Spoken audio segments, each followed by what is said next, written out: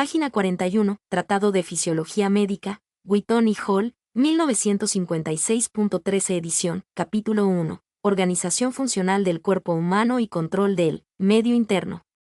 1.11. Sistemas de control del organismo. El cuerpo humano contiene miles de sistemas de control.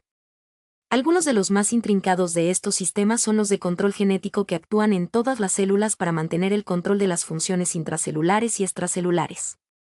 Esta materia se comenta con más detalle en el capítulo 3. Hay muchos otros sistemas de control que actúan dentro de los órganos para controlar las funciones de sus componentes. Otros actúan a través de todo el organismo para controlar las interrelaciones entre los órganos como, por ejemplo, el aparato respiratorio, que actúa asociado al sistema nervioso y regula la concentración de dióxido de carbono en el líquido extracelular.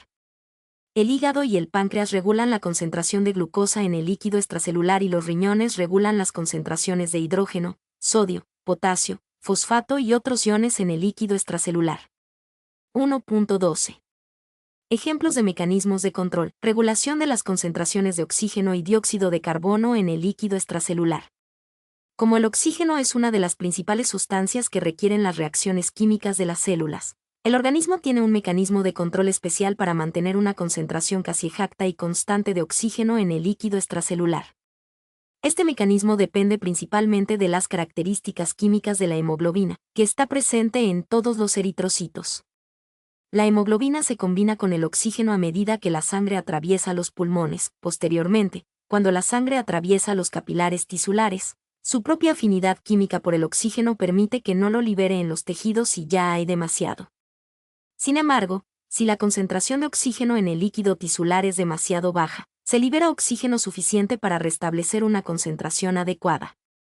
Es decir, la regulación de la concentración de oxígeno en los tejidos se basa principalmente en las características químicas de la hemoglobina, regulación que se conoce como función amortiguadora de oxígeno de la hemoglobina. La concentración de dióxido de carbono en el líquido extracelular está regulada de una forma muy diferente. El dióxido de carbono es el principal producto final de las reacciones oxidativas de las células. Si todo el dióxido de carbono que se forma en ellas se acumulara en los líquidos tisulares, todas las reacciones que aportan oxígeno a las células cesarían. Por fortuna, una concentración mayor de lo normal de dióxido de carbono en la sangre excita el centro respiratorio, haciendo que la persona tenga una respiración rápida y profunda. Esta aumenta la expiración de dióxido de carbono y, por tanto, elimina el exceso de dióxido de carbono de la sangre y los líquidos tisulares. Este proceso continúa hasta que la concentración vuelve a la normalidad. Comentario: vea pues la importancia de respirar de manera adecuada, de evitar ambientes con aire contaminado, o simplemente, tener mucho cuidado con la apnea. El asunto de los ronquidos. 1.13. Regulación de la presión arterial. Hay varios sistemas que contribuyen a la regulación de la presión arterial. Uno de ellos, el sistema de varorreceptores, es un ejemplo sencillo y excelente de un mecanismo de control de acción rápida. Fig 1a3. En las paredes de la zona en que se bifurcan las arterias carótidas en el cuello, y también en el callado aórtico en el tórax, se encuentran muchos receptores nerviosos denominados varorreceptores que se estimulan cuando se estira la pared arterial. Cuando la presión arterial es demasiado elevada, los varorreceptores envían descargas de impulsos nerviosos al bulbo raquídeo cerebral, que es donde estos impulsos inhiben el centro vasomotor y, a su vez, disminuyen el número de impulsos transmitidos desde el centro vasomotor a través del sistema nervioso simpático hacia el corazón y los vasos sanguíneos. La ausencia de estos impulsos hace que disminuya la actividad de bomba en el corazón y también produce una dilatación de los vasos sanguíneos periféricos, lo que permite aumentar el flujo de sangre a través de ellos. Ambos efectos hacen que la presión arterial disminuya y tienda a recuperar sus valores normales. Por el contrario, el descenso de la presión arterial por debajo de lo normal relaja los receptores de estiramiento y hace que el centro vasomotor se vuelva más activo de lo habitual, con lo que se provoca vasoconstricción y un aumento de la acción de la bomba cardíaca. Así, el descenso en la presión arterial conlleva también una elevación hasta alcanzar la normalidad. Comentario: este ciclo de bucle con realimentación de datos es una muestra de la magnificencia de los organismos. Aprenden a medir las reacciones y aprenden a hacer ajustes. Si no supieran cómo hacerlo, simplemente se extinguen porque las condiciones ambientales para nada obedecen al deseo o necesidad de los usuarios. Virus, bacterias, microorganismos están expuestos a cambios drásticos del entorno, por sus dimensiones.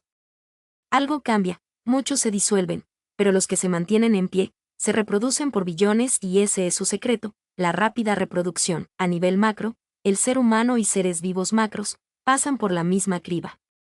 Los que no pueden conseguir la adaptación, deben despedirse. Si no fuera por esas restricciones, ya no habría vida en este planeta e incluso, esta aptitud, sería letal para todos y para el universo. Una forma de vida, sin freno, se convierte en un callejón sin salida, que hasta el mismo Dios estaría temblando de miedo. 1.14. Valores normales y características físicas de los principales componentes del líquido extracelular. En la tabla 1 a 1 se enumeran algunos de los componentes más importantes del líquido extracelular y sus características físicas, junto con sus valores normales, los intervalos de normalidad y los límites máximos que no llegan a provocar la muerte. Obsérvese que el intervalo normal de cada uno de ellos es muy estrecho. Los valores fuera de estos intervalos suelen deberse a una enfermedad, una lesión u otros problemas importantes en el medio. De la tabla tomemos el constituyente del líquido extracelular, la glucosa. Su valor normal es de 90 miligramos por decilitro, 100 mililitros o la décima parte de un litro. Una taza de café es aproximadamente 250 mililitros. 90 miligramos, no llega ni a la décima parte de un gramo de glucosa. Se considera que es normal que la concentración sea de 70 a 115 miligramos por decilitro. En caso de que el valor mínimo llegue a 20 miligramos por decilitro o de 1500 miligramos por decilitro, la vida del portador está en juego. 1.5 gramos por decilitro significa que en un litro de sangre puede haber 15 gramos de glucosa, lo cual es excesivo, suficiente para espesar la sangre, hacerla muy viscosa, según San Google. 1.500 miligramos por decilitro de glucosa en sangre es una emergencia médica grave y potencialmente mortal. A este nivel, el organismo puede entrar en una de dos condiciones peligrosas, la cetoacidosis diabética o el síndrome hiperosmolar hiperglucémico. Riesgos de una glucemia de 1500 miligramos por decilitro, coma diabético. Un nivel tan alto de glucosa puede causar confusión, desorientación, en última instancia, pérdida de conciencia y coma. Cetoacidosis diabética. Ocurre principalmente en personas con diabetes tipo 1 y se caracteriza por la producción de cetonas, sustancias ácidas, que envenenan la sangre. Síndrome hiperosmolar hiperglucémico. SHH más común en la diabetes tipo 2, provoca una deshidratación extrema debido al exceso de glucosa en la sangre, deshidratación severa. El exceso de azúcar pasa a la orina y arrastra grandes cantidades de líquido corporal, causando deshidratación, daño de órganos. Un nivel elevado de azúcar en sangre mantenido puede dañar nervios, riñones, ojos y vasos sanguíneos. ¿Qué hacer en caso de una glucemia tan alta? Si una persona presenta síntomas de glucemia extremadamente alta, como sed extrema, micción frecuente, confusión, náuseas, vómitos, dolor abdominal y respiración rápida, y una lectura de 1500 miligramos por decilitro, se debe buscar atención médica de emergencia de inmediato. El tratamiento requiere hospitalización y supervisión médica para estabilizar el nivel de glucosa en sangre. Ahora nos vamos al extremo inferior. 20 miligramos de glucosa por decilitro en sangre, según San Google. 20 miligramos de glucosa por decilitro de glucosa en sangre es un nivel extremadamente bajo y potencialmente mortal. Esta condición se conoce como hipoglucemia grave y requiere atención médica inmediata. Consecuencias de la hipoglucemia grave. Cuando los niveles de glucosa caen a este nivel, el cerebro y el cuerpo no reciben la energía necesaria para funcionar, lo que puede provocar graves problemas de salud, convulsiones, pérdida de conocimiento o coma, daño neurológico, muerte. Si no se trata a tiempo, ¿qué hacer ante esta emergencia? Si alguien experimenta una hipoglucemia grave, se debe actuar de inmediato. Llamar a los servicios de emergencia, no intentar darle al paciente comida o bebida por la boca si está inconsciente, ya que podría ahogarse. Administrar una inyección de glucagón, si se dispone de un kit de emergencia, si el paciente está consciente y puede tragar. Darle 15 gramos de carbohidratos de acción rápida como tabletas de glucosa, un refresco normal, no de dieta, o jugo de fruta. Síntomas comunes de la hipoglucemia. Antes de llegar a un nivel tan crítico, pueden presentarse síntomas como temblores, sudoración, palidez, hambre intensa, mareos o confusión, visión borrosa, latidos cardíacos rápidos. Cualquier persona con síntomas de hipoglucemia debe verificar su nivel de glucosa y, si es bajo, tratarlo siguiendo las instrucciones de su médico, y del mismo modo, Se pueden analizar cada uno de los constituyentes del líquido extracelular. 1. Oxígeno, venoso, 2. Dióxido de carbono, venoso, 3. Lon sodio, 4. Lon potasio, 5. Lon calcio, 6. Lon cloruro, 7. Lon bicarbonato, 8. Temperatura del organismo, 9.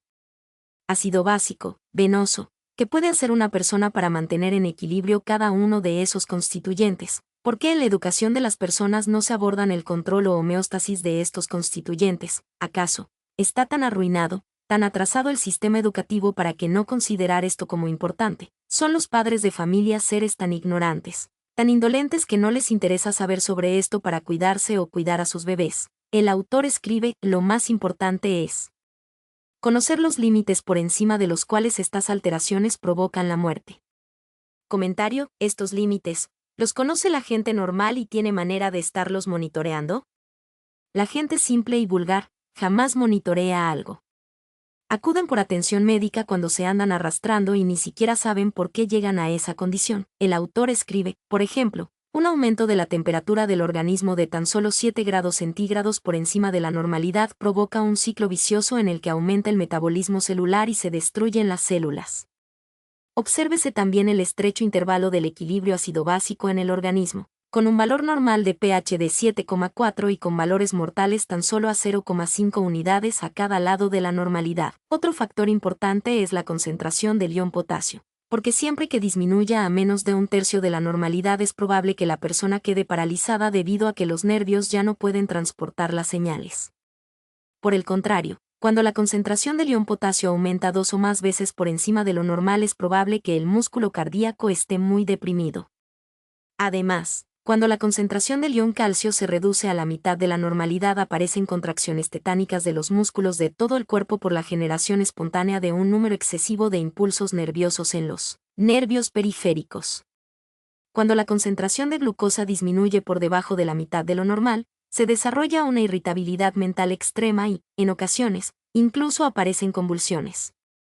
Estos ejemplos deberían bastar para apreciar el importante valor e incluso la necesidad del gran número de sistemas de control que mantienen el buen funcionamiento del organismo. Ante la ausencia de cualquiera de ellos puede producirse una disfunción grave del organismo e incluso la muerte. Comentario: el pensamiento de la gente común no está interesado en la homeostasis, en lo fisiológico. Solamente le interesa el placer y la consecución de sus deseos banales.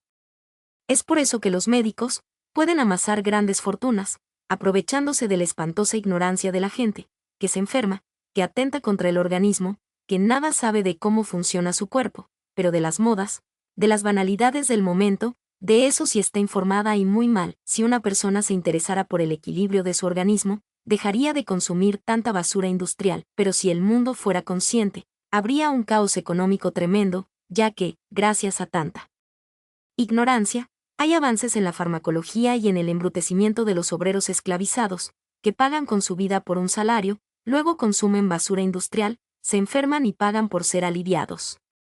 Esto es lo que mantiene al mundo económico activo. Parece que la consigna es, ¿cómo le hago para que enfermes?, pero no al grado para que dejes de trabajar. Esto del equilibrio fisiológico, de la homeostasis, un perro, un sapo, un mosquito, una larva, una cucaracha, una vaca, no lo visualizan, lo ignoran. Pero también el humano de la calle, el humano común, el obrero, el campesino, el ingeniero más reputado, lo ignoran. Lo cómico o trágico es que nunca he visto que un perro o un cerdo se atreva a beber Coca-Cola. ¿Por qué no lo hacen? Es que tienen sensores olfatorios que detectan que la Coca-Cola es puro veneno, un vil atraco. Pero el humano, ¿por qué se dispone a beber Coca-Cola, a fumar, a comer tanta porquería industrializada?